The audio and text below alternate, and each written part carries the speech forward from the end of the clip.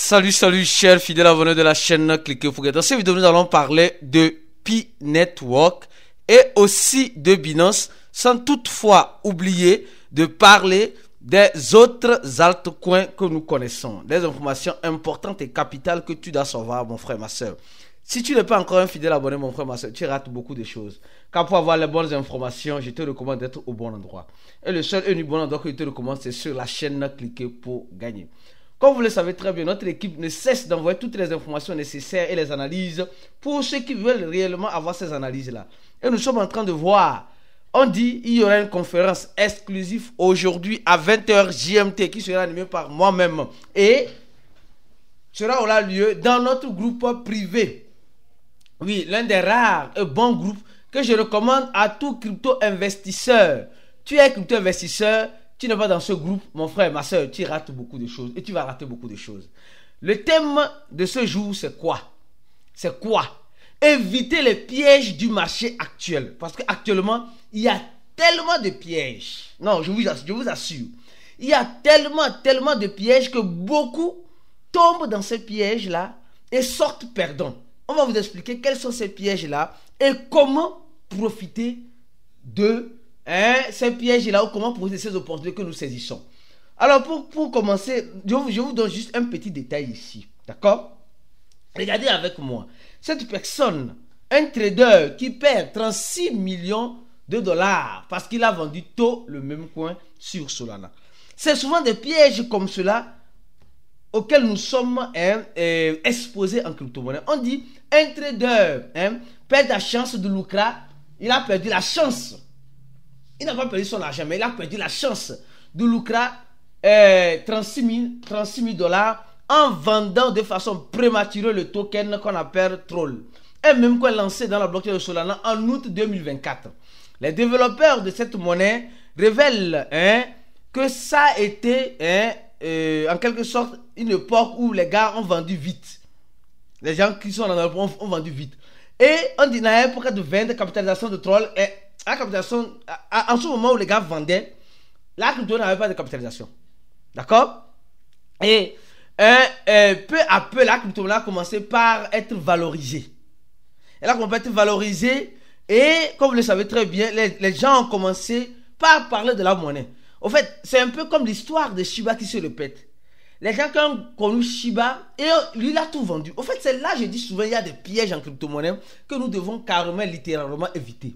Si nous sommes crypto-investisseurs. Et ces pièges-là, nous allons parler de tout cela. Donc, cet exemple, après, on nous dit que la crypto-monnaie, en quelque sorte, en 2001, je crois bien, en 2020, en 2025, en avril 2025, la crypto-monnaie a fait une trajectoire et est montée à plus de 174 000%. 174 000%. Arrivant à une capitalisation de 42 millions de dollars. Et aujourd'hui, le trader, il a eu son bénéfice. Mais vous savez, ça me rappelle l'histoire des tape to earn que nous avons tous fait dans ces pays-là. Tu te rappelles, quand tu fais un tape to earn et le tape to earn en question sort, tu ne veux pas vite et sois assuré que pour toi là c'est chier, c'est gâté, c'est pourri, c'est fini. Donc, les gars, nous avons pris cette trame-là. Et aujourd'hui, qu'est-ce que nous remarquons? Nous remarquons que il y a beaucoup de personnes, malheureusement, il y a beaucoup de personnes qui, tant bien que mal, tombent encore dans ce genre de pièges. Et moi, je vous dirai encore une chose. Beaucoup et énormément de prudence. Je crois bien c'est ce même coin là ici. Les gars, je ne vous dis pas d'aller acheter. Regardez. Le gars a acheté ici à 2-0. À 2-0 à plat virgule. 2-0 à plat virgule. D'accord? Et aujourd'hui, le truc est à 23 centimes de dollars. Donc, il a vendu si tôt. C'est des choses qui arrivent et qui continuent d'arriver. Mais il y a des stratégies pour éviter ces genres de pièges. Nous allons parler de tout cela aujourd'hui dans notre conférence. Alors, avant de parler de Pi, permettez-moi de parler encore de XRP. Pi est en train de monter. Pi est en train de monter. Permettez-moi de parler encore de XRP. Les gars, le XRP, ce n'est pas à rater. Tu rates, tu meurs. On dit BlackRock, il y a un analyste qui dit que BlackRock devrait déposer les demandes des ETF au niveau de la SEC sur le XRP très prochainement. Et sur le Solana. Or, nous avons tous su que BlackRock nous dit qu'eux, ils n'ont pas encore. Ceux qui suivent le channel de cliquer pour les gars, ceux qui suivent le channel de cliquer pour gagner, le channel de cliquer pour gagner, je vous jure que vous avez toutes les informations. Parce que récemment, nous avons partagé cette information-là et nous avons fait une analyse ponctuelle sur les dires de BlackRock. D'accord, récemment. Alors, et maintenant, on dit que non, que cette analyse nous dit que BlackRock pourrait, dans les jours à venir, ou dans le mois à venir, dans le prochain mois, déposer les ETF de XRP et de Solana. Les gars, si ça arrive là, soyez-en sûrs que le prix où nous sommes en train de voir l'XRP là, on ne verra plus ça au même prix. Parce que c'est les gars comme BlackRock qui sont rentrés dans le jeu de Bitcoin. Et aujourd'hui, on voit le Bitcoin à plus de 100 000 $. Je disais aujourd'hui dans un commentaire, dans la vidéo que nous avons fait récemment, que si on m'avait dit que moi, de mon vivant, j'allais voir le Bitcoin à plus de 100 000 $, j'allais dire c'est faux. Quand j'ai rentré en 2013 là, j'allais dire c'est faux. J'allais dire c'est faux, franchement. C'est pourquoi il faut vivre pour croire, d'accord? Et c'est cette expérience qui nourrit, nous les crypto-investisseurs, et souvent on investit dans les crypto-monnaies et après on regrette amèrement. Mais, face à cela, je tiens d'abord à vous parler de quelque chose de très important. On dit, les actions de Power bondissent de 32% grâce à un plan de rachat de XRP de 100 millions de $. Pour augmenter la trésorerie en XRP. Les gars, en fait, je vous ai toujours dit ici que non, la vidéo c'est pour piller, mais c'est comme je parle plus de XRP. Mais c'est pire là-haut. Ce n'est pas la seule crypto-monnaie qui existe. Je vais venir sur pire. Mais parlons du XRP d'abord. Parce qu'il y a des fanatiques de XRP ici. D'accord? Donc, on nous dit qu'il y a des grosses boîtes qui se préparent et qui ont commencé par acquérir des XRP pour augmenter les trésoreries. C'est ce qui a fait qu'aujourd'hui BlackRock, Fidelity et tous ces MicroStrategy ont en quelque sorte une possibilité de donner la confiance aux investisseurs parce qu'ils investissent dans le digital. Ils investissent dans les opportunités du siècle qui sont les crypto-monnaies. Alors les entreprises qui ne vont plus investir dans ce genre de trucs, c'est mort, c'est chier, c'est pourri pour eux. Dans les actions des entreprises qui commenceront par investir dans les crypto-monnaies comme le Bitcoin, Ethereum, XRP, Solana, etc. Comme on est en train de nous dire ici, dès qu'ils ont annoncé qu'ils vont acheter le XRP, ils vont augmenter leur stock en XRP, leur action a bondi. Leur action a quitté 4 $ pour 5 $. Donc ça veut dire que les gens commencent pas comme non. Ceux-là, on peut leur faire confiance parce qu'ils suivent les tendances du moment. Alors venons maintenant sur P-Network. Les gars, l'article, on va parler de P-Network et de Binance, d'accord? L'article que vous êtes en train de voir ici, c'est dans le site de Cliquer pour gagner, d'accord? On dit Pi chute, Pi coin, une chute importante malgré l'engouement. Après le pic historique, je vais faire cette analyse, le pic historique de presque 3 $, Pi est retombé à 33 centimes de dollars. Mais actuellement, regardons le prix de Pi. Pi est en train de remonter, les gars. Pi est en train de remonter. Oui. L'engouement commence à être suscité sur les altcoins. Et quand on parle de crypto-monnaie, Pi fait partie d'un altcoin. Les gens disent non, Pi n'est pas une crypto-monnaie. Pi c'est une crypto-monnaie comme toutes les crypto-monnaies. D'accord? Mais on dit les trois raisons. On nous parle de la gouvernance centralisée, les gars. Non, je sais que les gens sont trop au fond de Pi. Je sais qu'ici, ces chaînes, les gens peuvent se tuer à cause de Pi. Non, sincèrement. Je vous dis, c'est l'erreur le plus fatale que tu feras en crypto-monnaie. Te donner à 1000%. Moi, j'ai fait cette erreur aujourd'hui, je regrette. Je ne veux pas que tu fasses ça. Donc, il faut reconnaître que Pi a une gouvernance centralisée. Pi a une gouvernance centralisée. La décision clé, mise à jour, migration, etc. Pour le moment, oui, c'est normal parce que c'est un bébé qui vient de naître, donc ça doit aller doucement. Donc, si cette gouvernance centralisée, je ne dis pas que c'est mauvais en tant que tel. Pour un début, ils peuvent le faire. Mais après, en février, ça va faire bientôt 1 an. En tout cas, deuxième point, Pi se présente comme un projet communautaire.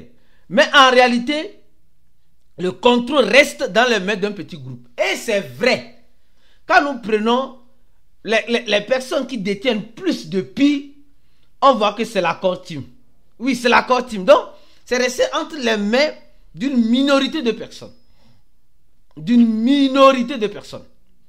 Je peux continuer. Il y a des transactions de 50 milliards, oui, non, 50 millions de pi qui ont été envoyés récemment. Je vais préparer notre vidéo pour ça, pour que tu puisses mieux comprendre. D'accord? Je continue cette analyse-là. On dit, cette centralisation freine l'entrée des grands échangeurs. Et c'est vrai, moi-même, si je suis un grand échangeur, je ne vais pas rentrer dans les projets comme pi. Je ne vais pas laisser parce que c'est trop centralisé, c'est trop dans la main d'une personne. Donc, Binance et Coinbase, c'est pas qu'ils ne veulent pas lister pi, ils veulent peut-être bien lister pi, mais pi est trop centralisé pour le moment. Donc, ça veut dire que c'est juste que partie remise. Peut-être que les grands échangeurs peuvent lister pi, si pi commence à être décentralisé. Donc, alors, ça c'est le premier point. Le deuxième point, il y a encore 3 points. Officiellement, Pi Network a lancé le Open Mind Network. D'accord? Et ce qu'on voit, c'est que les nodes, il y a très peu de nodes sur le mainnet. Et ça, c'est vrai. Il y a très peu de nodes sur le mainnet. Regardez le nombre de nodes actifs. On a déjà fait une vidéo sur ça. Donc, en fait, c'est les inquiétudes. Il y a 99 nodes actifs et 3 validateurs. D'accord? 3 validateurs, c'est très peu.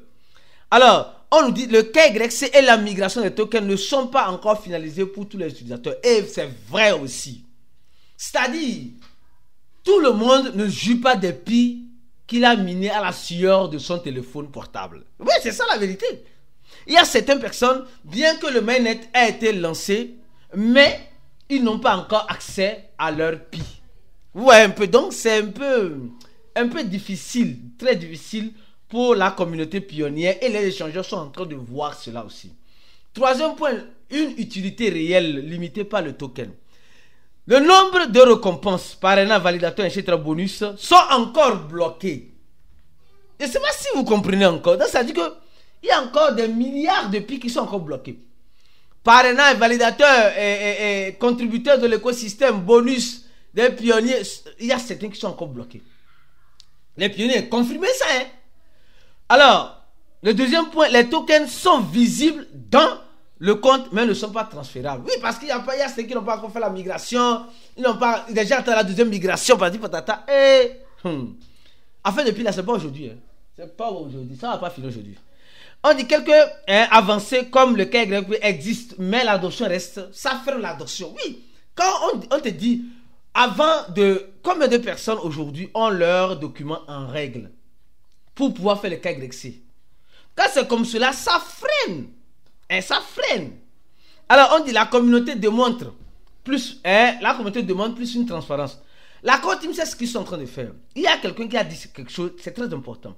Picor doit agir en leader, non simplement en visionnaire. On ne peut pas disparaître comme Satoshi Nakamoto alors que Pi n'est pas encore décentralisé. Non, les gars n'ont pas disparu. Ils n'ont pas disparu, ils sont encore là. Je ne suis pas d'accord, ils sont encore là.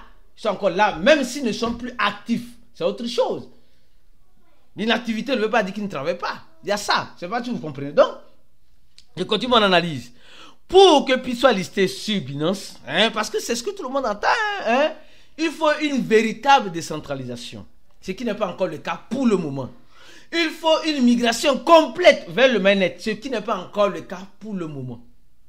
Une utilité et une quantité de tokens qui sont déjà en cycle. Donc, ça veut dire que Pi peut rentrer sur Binance, mais pour le moment, il y a encore certaines choses qui freinent. Un beau jour, on va voir Pi sur Binance. C'est de la même façon, je ne prépare même vidéo sur Baby Doge. Tu connais Baby Doge, moi tu ne connais pas. Si tu ne connais pas, je t'invite à t'abonner à cette chaîne parce que nous préparons une vidéo sur Baby Doge. Et mieux encore, mes frères et sœurs, partagez la vidéo au maximum, donnez j'aime la vidéo. Et ceux qui ne sont pas encore dans le channel de cliquer pour gagner. Le seul channel qui te donne toutes les informations nécessaires, comme vous êtes en train de le voir encore.